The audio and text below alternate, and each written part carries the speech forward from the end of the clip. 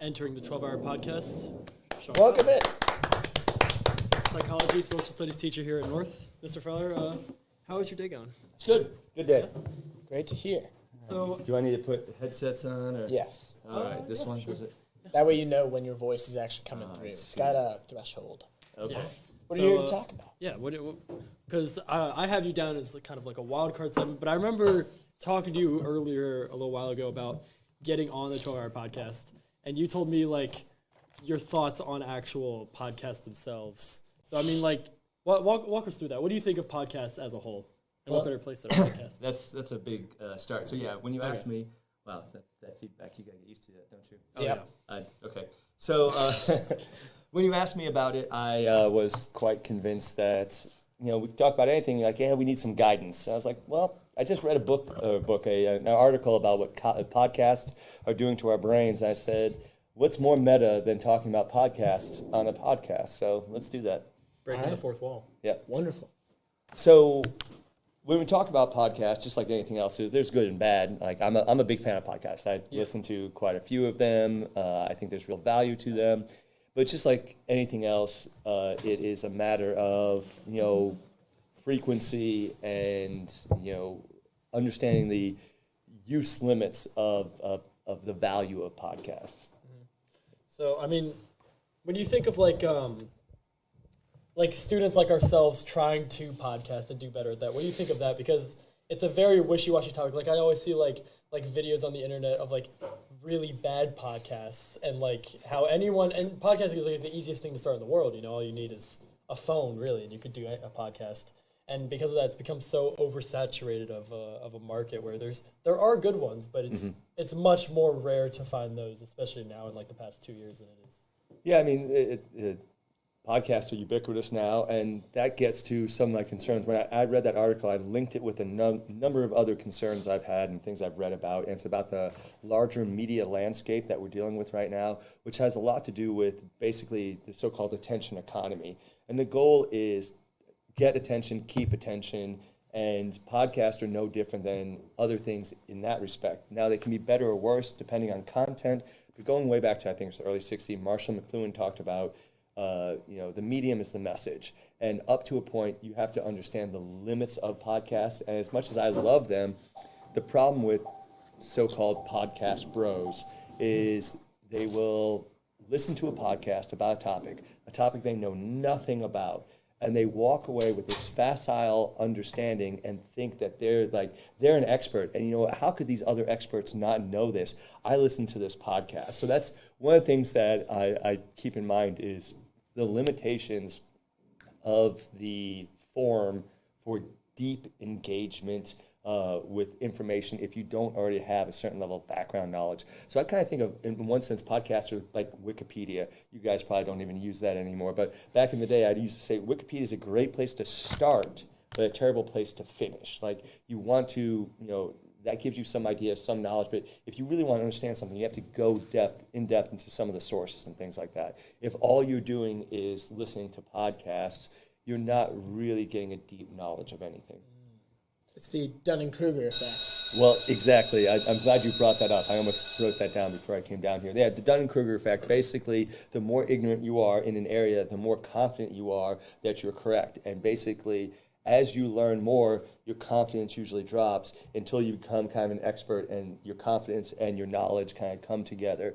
And it's a great way to, Dunning-Kruger, like you just like making fun of someone, but there really is something to that. And I think some podcasts are more so than others. I mean, one of the most is probably still the most popular podcast. I've got some friends that are really into Joe Rogan, for example. I got nothing against Joe Rogan. He gets some good guests on there at times.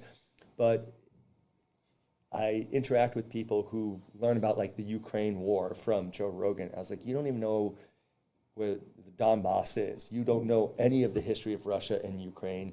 You don't know about the 1994 accords where Ukraine gave up their nuclear missiles. You know nothing about this, but you heard some guy who sounded like an expert, and you're just repeating their talking points, which gets me to my larger concern about podcasts. That with what podcasts do to our brains is it's important to have some downtime. So people like me, I'm always trying to consume, whether it's podcast or it's a book or whatnot, and if there's no time to digest that information, if you don't take a break from it with your own thoughts and think about how the stuff connects with each other, then you're not getting much out of it. And more importantly, you're no longer thinking your own thoughts.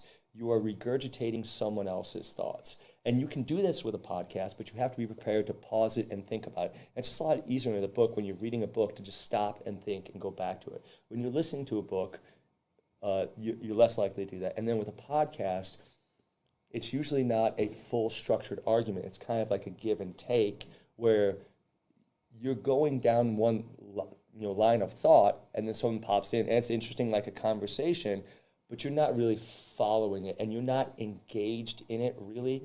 And that gets that parasocial effect where the more time we spend with earbuds in listening to podcasts, the less time we're engaging with other people.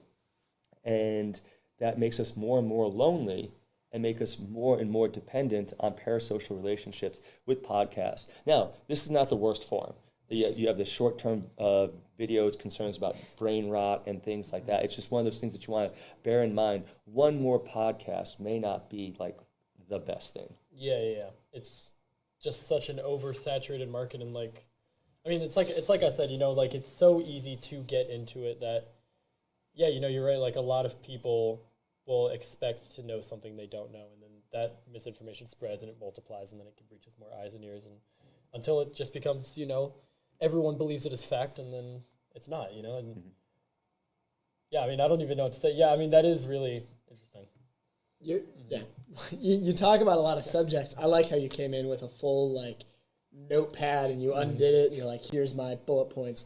So one of the topics you had is the idea of is this senseless info coming in all the time? It doesn't give you time to digest, and also if you have noise coming in the whole time, it isolates you. Can you talk a little bit about the importance of and how to stay present in the moment, how to digest, how to not live with this much white noise and actually listen and fully understand and also be present in the world? Yeah, it has to do with intentionality. Like you have to be very intentional to do that because it's so easy for us to be consuming all the time, looking at your phone, watching videos, listening to podcasts, and it's great. But Neil Postman was talking about this in the 1980s, railing on Sesame Street or something about kind of entertaining ourselves to death. And that brings up two things. On the one hand, haven't we said this since the dawn of time?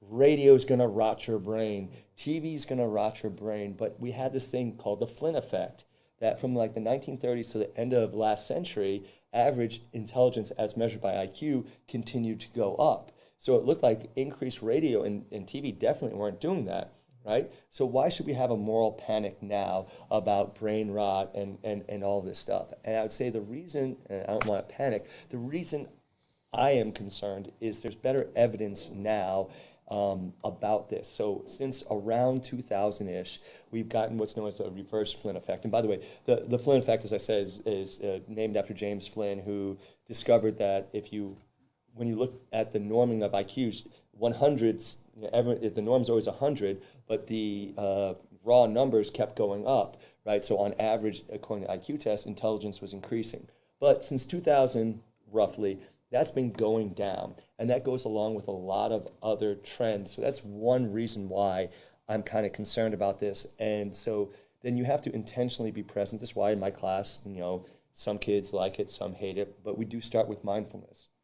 And the mindfulness, you can daydream, you can focus on your breathing, you can pray, anything but stay off a screen, right? You can even read a book, you can draw. I just want a little bit of time for my students to be able to consolidate what they've learned in their prior class or whatever going on in their day so that then they're prepared to learn some more, right? I think about, and even the quality. So some podcasts are better than other ones. I love one called Philosophize This. There's another one called The Gray Matter, Gray Area. And there's another one that the title is deceiving. It's much better than it sounds, but it's called The Art of Manliness. I swear it's better. My wife's a big fan. Right? Rule 1, no seed oils. Exactly not what it is. But I think these are good quality podcasts. But if I'm going from one to the other, it's like eating really good food. Like I'm having salmon, I'm having broccoli. Right? All this is good stuff. But if I never take a break from eating it, let my body to digest it, and then use that energy productively, then it's not going to be good for me. I think same thing with content coming in. Even if it's good content, if you're not taking a break, being able to break it down to understand it and then applying it in some way, it's the false appearance of learning from the podcast. And before I continue, we actually have a fellow, not guest coming in, but another co-host coming in to learn how to do this. Hopefully she'll notice to come in. She was looking before. Hello. So in the meantime, I guess we should talk about performative manliness. Do you know anything about this? Well, I don't think it's performative manliness. I think Okay. it's performative males. Performative The performative males. Yes, piece okay, has nothing to do with manliness. Yes. Explain this to me. All right. Hello, Sophia. Hi. Well, why me? I've heard conversations about this, and I know you're an intelligent person, a thoughtful person who reads a lot. I figured you might know something about it. I'm honored. I think performative male is the idea of like cultivating a persona or beliefs or personality that is structured around being perceived as desirable by women. So typically it stems from like you've heard of like I have my matcha and I'm drinking I have my matcha and I'm listening to Claro and I'm reading my feminist literature. I'm not performative, guys. I drink matcha every day. I don't like matcha at all. sorry. I do. Actually? I do unironically listen to Claro. I do. I don't know who Claro is, so You should give her a listen. I She's will give her a listen. one of the greatest songwriters of this generation. We in gotta my show him opinion. Beeba Doobie. And I do love Bia Badoobie too. I And Faye actually Webster. know that. Yeah, so- You know Beaver? yeah. Good stuff. Thanks to the point, But I think not it's- the point. Thanks to 89 Wood. Oh. 89 won the Wood. Yeah. Well, okay. My issue with performative males is it almost feels like I want to read less. Like I'm less interested in reading books just so I'm not perceived as performative. I'm intrigued. Where did this concept come from? Because I literally heard about it one day, and then it was Pinterest. I everywhere. actually don't understand that. either, Performative like- male. Pinterest and Instagram Yeah. of like people taking pictures of like they'd like. To be honest, jorts is kind of performative. Yeah. But it'd be like them in a cafe with like Emily Dickinson or like Charlotte Bronte or whatever, and like a matcha, and it'd be like just another day in the feminist life. And it's Gotcha. like it's a performance. It's them acting like someone they're not for the sake of getting women to like them. But I think it's also So it's important nothing to new. distinguish. It's just a new term for an It's old. just a new way of doing it. But, Right. but it's important to distinguish. It's not bad to like Claro or read books written by women. I think the issue is that like it's hard for me to do that and like show people like I'm actually like is it performative if I'm actually reading it, right? Yeah, so if I'm reading bell hooks in public, I'm inherently being performative. Well, No. in a sense, no, because it's kind of like what you were saying earlier about like you do so much of something and it's like a bad thing, or like people listen to a podcast and they automatically think they're like an expert. Like people who actually do read like feminist literature or they like dress a certain way or something like that, they're not performative, but it's the people who try to do that without actually being knowledgeable on the topic they're talking about or actually being that way, Right. that it is being performative. I feel like being performative also kind of comes down to like performative activism. Like there's a lot of like performative men, and I think they get called performative men a lot because like they fight for all these causes, yet we're not really like at the things, you know? Yeah, they're not actually fighting. They're just saying. that Right. they Okay, are. so that brings me full circle to understand the concept a little bit better. Yes. By the way, that was just like a transition while you guys were coming in. I was just Oh, yeah. The first thing that you had in your mind when you no, it's just it's some from conversations I had. I think it's just so weird how like the performative stuff kind of got tied into like capitalism too, because like now Yeah. quarter zips, Labubu's, matcha, Like it's all buy. Exactly. Yeah. But this is a problem because all of my winter clothes are quarter zips. oh no. Oh, I haven't But worn you'll one fit right in. yet this year because of that. There's that, and then my Costco matcha is pretty good. It's healthy for me. Guys, is quarter zip Friday a real thing? apparently it is, because I showed up to school one day, not in a quarter zip on a Friday, and Like I a had loser. 5 people come up to me and be like, "Where's your quarter zip?" Yeah. And I was like, I thought that was a joke. I didn't think that was an actual thing. And they were Right. like, "You disgust me," because I didn't wear the quarter zip. I was like, I'm not performative enough. And it just, I don't Do even better. get it. Yeah, I got to do better next time. Exactly. The performative stuff is kind of liberating. Where like I've had like a quarter zip in my closet for like months, right? I got it out of the bins. It smelled like cigarettes at first. I had like 3 washes. Finally, it was good to wear. But I was so scared. I didn't want to be like wearing a quarter zip, and now I'm like the one dude trying to dress old money in the school. And it like gave me an outlet to like show my true colors. See, I unironically wanted to wear that quarter zip and just needed an excuse. just like your beanies that you like to wear. Those Oh, beanies. he He loves a good beanie. Yeah. Never wearing a beanie in my He life. tried to show again. up in a beanie without ever having worn a beanie before. But how do you this guy ever, doesn't wear like, beanies. at some point you have to start. There's a process to Well, this. what's the protocol? Okay. You gotta So- like ease into it. Like, start, like, on the soft top launching. of your head? No. Like first you have to like make a little Instagram post with you just on a beanie on. Just you know? soft and then launch you it. just you just bring it up. You know, oh, I'm like you bring up wearing a beanie in the next couple conversations, and then you All wear right, it so for like half a day. now we're gonna bring You this have to all I feel back. like you gotta have this You like can't just, beanie like, aura like too. I've talked about this with Ken. I've talked about this with Ken before, and you know what? Maybe this is my segue into soft launching. What I'm going to do next Can you move is your that thing? We're getting feedback. Camden, if you see on his hands, he has a ring on right now, and I've talked about this with Camden before. In that I want like to wear a cool ring, right? I think a cool ring would just be cool, would be like a cool trademark thing. But I don't have a ring. I've never worn a ring before, so I have to soft launch it, right? Right. I have to talk about it a little bit. I have to Right. ease into. I can't Guys, just I show got up to this school in a cool ring, ring. right? I can show up to school in a ring because I get that. I had to soft launch my ring, right? First I had to ask someone, exactly. and then I had to give her a Exactly. ring, Yeah. and then we had to wait a bit, And and then then we had to have wedding. ceremony, Right, a whole ceremony. and now I get to wear that that's what I'm ring. going to do. Yeah. Exactly.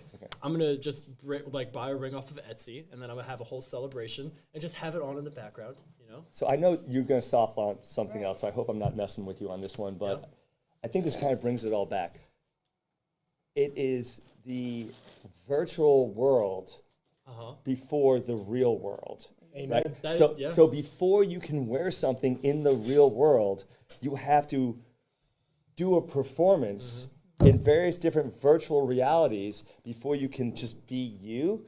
Like I don't Exactly. have I don't have this is- Instagram, so like I don't have to worry about this. But I find that intriguing that this is how the media landscape has interconnected with everything else, such that it's driving us rather than us driving them. And I'll just kind of leave off on this one, but going way back, it's just one thing I wanted to hit. I kind of mentioned it when we're talking about the importance of getting some sort of like time away, right? Your brain has something called the default mode, sometimes known as the default mode network. When you're not specifically thinking about something, when you're not specifically getting inputs, your brain goes to this default, which is basically daydreaming and developing your own narrative of your own life, right?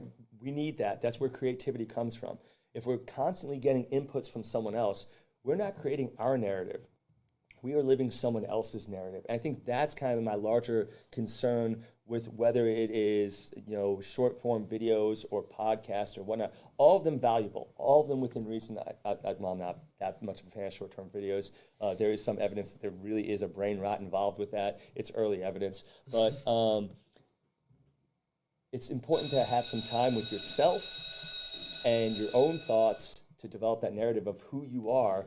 Otherwise, there is a lack of authenticity. That's a term that's overused, but authenticity of you being you, because in a sense, you're just mimicking other people's thoughts, which there's always a danger. We're social species. We learn from each other, hopefully, right? I hang out with some people and I start realizing I'm using some of their verbiage that I wouldn't otherwise use. All of that's normal and healthy, but then if it's linked with a parasocial relationship with someone you never met and your thoughts are just their thoughts, that's where it can, one of the ways it can go south. Yeah. Right. And I always think of it as like, us as like humans, I guess, we always accidentally, I would say, put ourselves in a box in the sense like when I walk into school, I know With your three-piece suit. Well, yeah, of course, I'm always wearing a three-piece suit.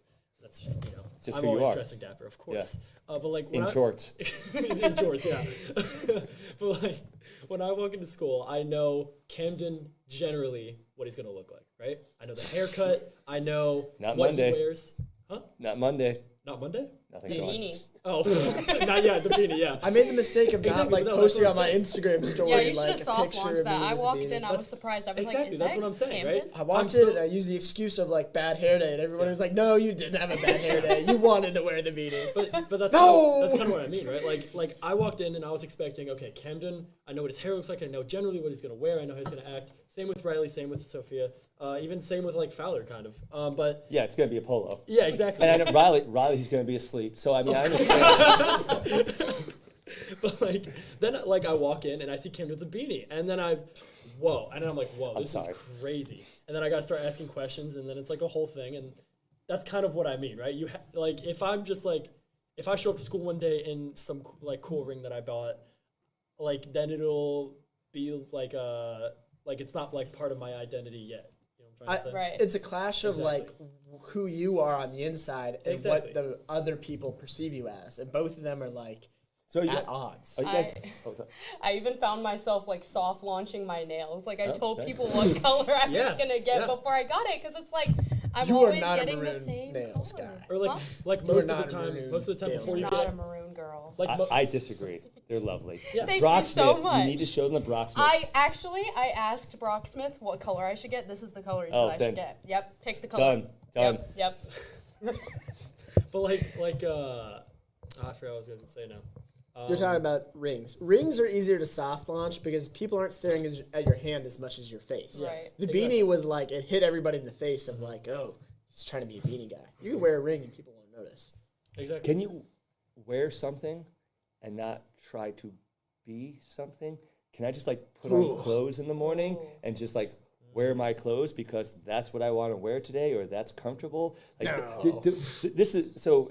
Well, first of all, I want to point out you guys were talking about the conflict, by the way, between top-down expectations and bottom-up experiences, right? You bring it all back to AP Psych here. Yeah. But like in my U.S. history class, I had them read something about the 1920s, and it was talking about a movement from a capitalist society to consumerist society, really starting in the 20s, where what we wear, what we drive, et cetera, has to say something about us. And I'm wondering, does it have to, right? So I am currently driving a Mazda 3. I'm driving a Mazda 3 because I gave my car to my son. Right? I gave my car to my son because it's safer. And like, so my option was a Mazda 3. I don't think the Mazda 3 says anything about me. Other people may, but it's just a car to get me from point A to point B. Oh, sorry. No. I didn't mean to interrupt you. Can you finish? No, there's that. You got, I was going to say it's so weird because I got my first car this year and it's blue. And a bunch of people told me whenever I showed it to them, like this color blue. And a bunch of people told me, they were like, oh my gosh, it's so you. I'm like, what does that mean? Am I like bright blue to you?